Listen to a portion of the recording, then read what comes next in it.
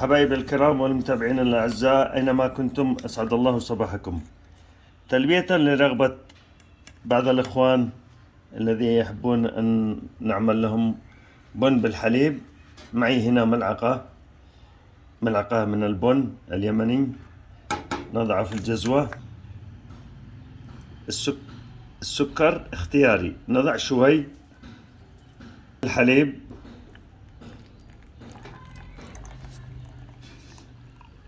يكون شوي زيادة، البن برضه لازم يكون شوي زيادة لمن يحب.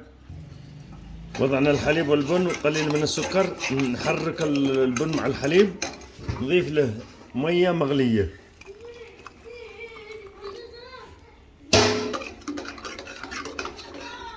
نحرك البن مع المية السخنة ونرجعها على الحرارة.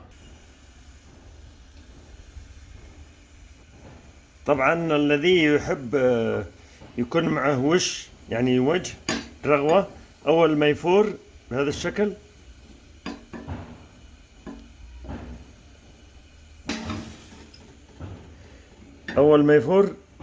نضعه كذا بالشكل هذا ونرجع على الحرارة ونسكب.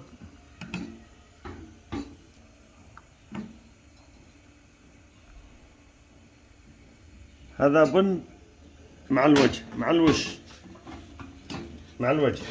طبعا الذي يحب يكون بدون وجه يتركه يغلي لمدة دقيقة، نصف دقيقة، دقيقة ونصف، دقيقتين، يطلع أطيب. متمنيا لكم كوبا من البن السعيد اللذيذ. في شغلة برضو لطيفة، ممكن نضيف له رشة خفيفة بهذا الشكل، يعطي له جمال ويعطي له نكهة أطيب.